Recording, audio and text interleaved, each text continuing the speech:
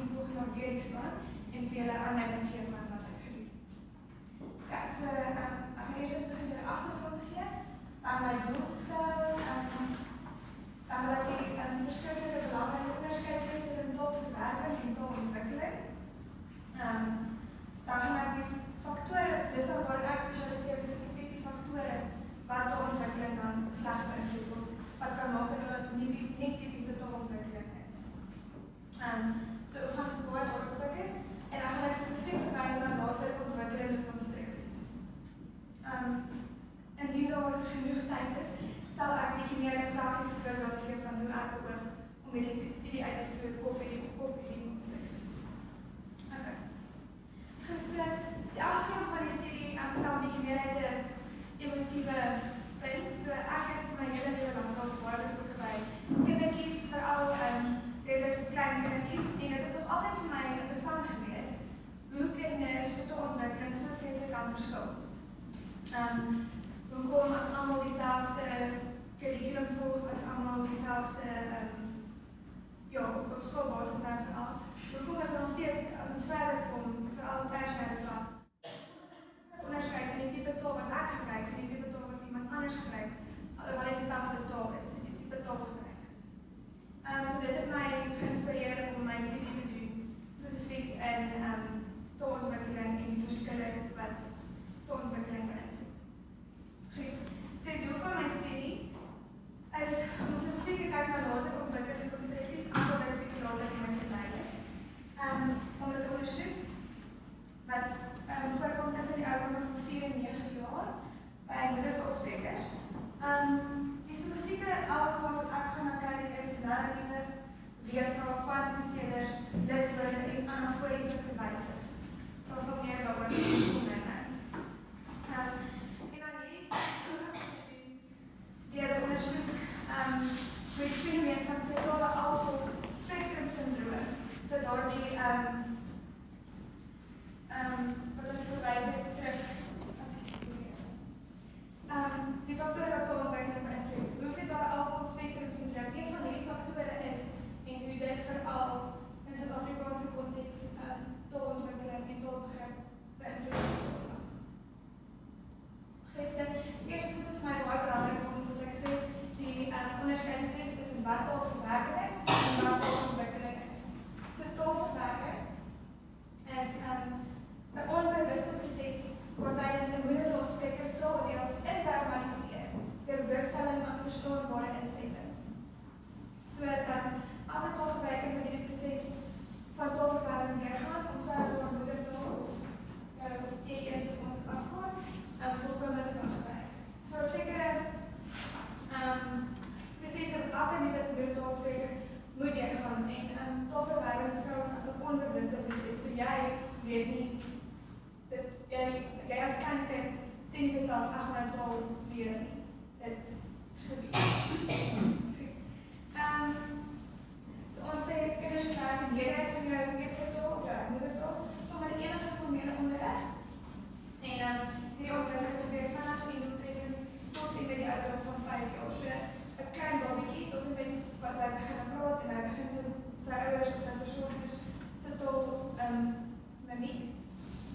Gaan sy taal dan verwerk tot die ouderdom van 5 jaar. Daarna is dit belangrik vir 'n kind om meer prakties te oefen en sy taal te oefen in terme van wat iemand wil leer of help. So taalontwikkeling is 'n proses van taalverwerking. So soos ons gesê het, jy verwerk die taal, maar jy ook steeds ontwikkel. So taalontwikkeling hou verband met verskillende komplekse sisteme van taal as substadia wat in die aangegee taalverwerkingsproses plaasvind. So dit is 'n stadium van taalverwerking. Hierdie sisteme sluit in morfologie, sintaksis, fonologie, semantiek ensovoorts. So jy as taalgebruiker moet al die sisteme in jou taal al leer om jou taal volkome te kan bemeester. Goed, ek kan met hierdie sisteme bemeester, soos ek gesê het, as ek taal volkome te verwerk. Goed, so typiese taalontwikkeling, kinders wat typies taalontwikkeling is, sal hierdie sisteme kan bemeester tot en met die ouderdom van 9 jaar. Dis wat van moedertaalsprekers, nie eers tradisionele taal.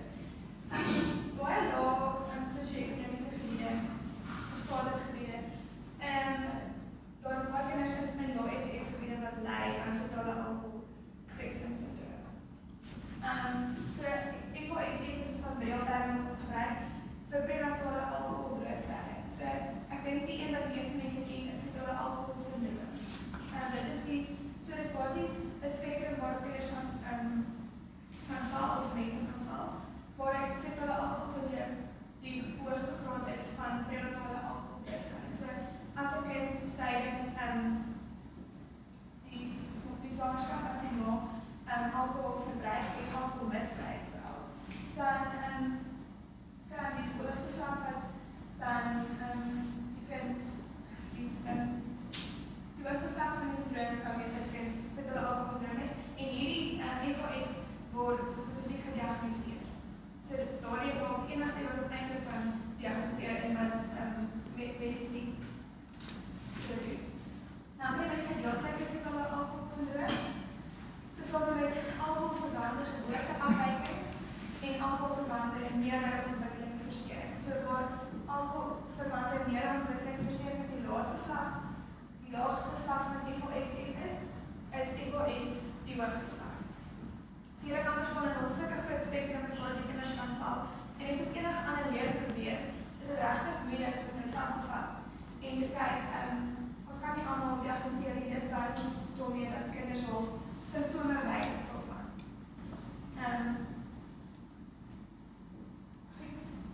Symptome daarvan byvoorbeeld is dat kinders vooral sukkel met gehoorprobleme, hulle sukkel met memorisering, hulle het swak sig, hulle sukkel, hulle is vooral kleiner, en al die goeders het impak op hoe hulle taal internaliseer en hoe hulle taal gebruik. Goed, so net om die statistiek te gee, oor hoe erg fetale alkoholsindroom eintlik, hoe min dit eintlik in Suid-Afrika al genavors is. So Suid-Afrika het een van die hoogste vlakke van alkoholverbruik in die wêreld. Die globale gemiddeld van absolute alkoholverbruik per capita is 6,2 liter, so dis aan per persoon. Suid-Afrika het per persoon 11 liter per persoon. So ons het een van die hoogste alkoholverbruik maatstaf in die wêreld. En dan die hoogste, Suid-Afrika ook die hoogste koers van FOS ter wêreld met 135 tot 208 per 1000 kinders gediagnoseer in die Weskaap. Die rede hoekom dit in die Weskaap is, daar word nog baie in die Weskaap gebruik daardie dat die boere vir alle werkers betaal met alkohol. En dit is hoekom ons dit so groot probleem is. My studie fokus spesifiek op die Mpumalanga provinsie, want ons ook bevind dat dit nog nie daar navorsing is nie en ons ook gemeenskap waar dit ook probleem is. Goed, so soos ek sê, baie min navorsing is al wat eintlik gedoen oor fetale alkohol per FOS se invloed op taalontwikkeling. So ons baie gedoen waar kom dit voor, hoeveel kom dit voor, maar baie min op hoe hierdie fenomeen regtig die taalontwikkeling beïnvloed. So dit is waar op die gawe en ek sien net en dis hoe ek dit verder kan navorsing. So die studies wat al gedoen is bewys dat kinders met FOS wel sukkel met die reproduksie van alkohol, soos wat ek genoem het. Maar dit bespreek nie agter die ver die agterstand te strek. So is al gedoen deur die navorsers dat hulle sukkel wel met dit, maar ons weet nie in watter graad, ons weet nie, is dit onomkeerbaar, moet hulle 'n ander curriculum kry, wat is die plan? Goed. So navorsing kan meld dat 3,5 tot 20% van alle graad 1 leerders in Suid-Afrika 'n maat van FOS het. So as jy nou net 20% van die groep 1 sukkel net met hulle taalontwikkeling en taalontwikkeling en groot invloed op geletterdheid oor die algemeen. So as jy gedink jy skoolstap en jy kan jy klare agterstand wat nie regtig is aangespreek word nie. Hoe gaan jy dan, wat se hulpbron is daar vir jou om dieselfde vlak as aangespreek te kan? Okay, so kinders met FOS lei ook aan gebrekkige kognitiewe funksionering, want ons sal leersteurnisse en veral probleme met taalproduksie, getaalverwerking en geheelvaardighede veroorsaak. Goed, so hierdie geheelvaardighede, taalproduksie en getaalverwerking het by my vasgesit en waarom ek kyk na spesifiek hier by kinders waar ek na spesifieke alkohol's kyk, wat na taalproduksie, getaalverwerking en geheelvaardighede en wat so my dit werk. Goed, so daar is 'n groot groep in die navorsing en dan moet verder navorsing word hoe FOS taalontwikkeling se begripsproduksie lei. So, dis die plan. So dan gaan ek 'n bietjie oor die meer praktiese kant van die taal, hoe ek gaan beplan om te kyk na wat se konstruksies en hoe ek kan sien hoe die fetale alkoholsindroom hierdie konstruksies beïnvloed. So later ontwikkelende konstruksies kom vir binne komplekse taalstelsels, soos ek nou gesê het, daar morfologie, sintaksis, fonetiek, al wat goed. Elkeen het komplekse taalstelsels en binne elkeen kom daar later ontwikkelende konstruksies vir. So later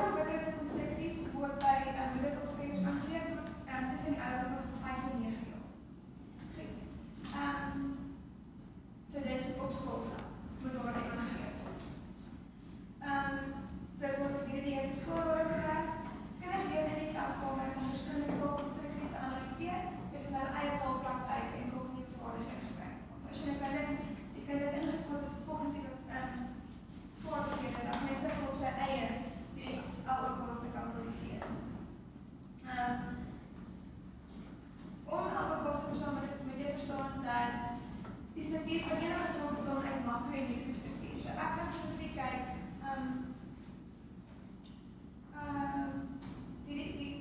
die algekoste wat ek gaan bespreek, gaan ek volgens 'n makro-element wat narratief is. So narratiewe is soos storievertelling en dan binne in die storievertelling is daar mikro-elemente wat leervrae is, lidwoorde, kwantifiseerders en anaforiese verwysings. So dit is meer spesifiek wat ek gaan toets om te kyk waar die kinders is. So narratiewe word gebruik om 3 fundamentele funksies van taal te verrig. 1 om stories te vertel, 2 om prentjies te teken en 3 om gedagtes te verwoord. So ek sal hier voor julle kom staan as ek nie algeval op ontwikkelingsvlak kon begin produseer. Ek sal gesit net staan en om myself te verwoord. Navorsing toon dat narratiewe implikasies het vir kinders taalontwikkeling. Omdat blootstelling aan narratiewe die fondasie lê waarop kinders woordeskat en ander konstruksies soos grammatika, episodiese struktuur en samehangeling ontwikkeling in taal bou. Soos kan sien, narratiewe is 'n groot fondasievlak vir enigiets om rond te werk as narratiewe in taal. Dis het narratiewe 'n direkte verband met geletterdheidsontwikkeling. Narratief word gebruik op skool, sosiale en huishoudelike konteks. Narratiewe is al getoets in die alkoholspektrum-sindroom en daar is gevind dat hulle wel seker narratiewe kon verstaan en produseer en dat die evaluering van die feite wat kinders met FOSS maak met die gebruik en produksie van narratiewe kan help om 'n beter diagnose kriteria vir FOSS te stel. So indien ek dit wel vind dat die kinders wel kan produseer, dan sal ek kan 'n beter diagnose kriteria opstel vir hoe om FOSS op die einde te diagnoseer. Ander navorsing, ekskuus, my tyd eigenlijk. Goed, so, die mikro-elemente wat ek kan bespreek is lidwoorde, soos jy weet trouwens in Afrikaans spesifieke en nie spesifieke lidwoorde bepaal van die taal. Soos die mooi vrou kyk na inlandsak, die is bepaal, is nog bepaal. Hierdie is goed wat die alles geleer het op skool en kinders met die FOSS sirkel om daar die onderscheid te hê. Kwantifiseerders gebruik ons ook in Afrikaans spesifiek om kwantiteit of hoeveelheid aan te dui. Dan kan er dus 'n tipe determinering bestaan. So hier is die algemene kwantifiseerders in Afrikaans. So jy kan onderskei tussen al die of van die. As jy sê van die penne is mooi, dan weet jy nie almal nie. As jy sê al die penne is dan is die geheel. Goed, dan is daar ook weervrae vanaf gebruik. Ons gebruik wat, waar, wie, wanneer, wat, hoekom en hoe, watter, hoekom en hoe. So ons gebruik dit op sekere reëls wat ook met weervrae wat kinders moet verstaan. En dan ook in Afrikaans moet jy ook weet dat as jy iets wil vra oor byvoorbeeld die groot hond speel buite, die vraag wat jy vra, dan skryf die vraag ook na voor. Dit is alles prakties gedoen wat kinders gaan moet leer om hulle taal op die eie leermaak te kan verwerf. Goed, so dan sê ook anaforiese verwysings. Anaforiese verwysing is 'n woordfrase wat terugverwys na 'n ander woordfrase wat op verwys is. So jy kan spesifiek kyk na Sunny speel met haar pop, haar hare is bruin. Jy moet kan weet dat hierso praat ek van die pop se hare en nie van Sunny se hare.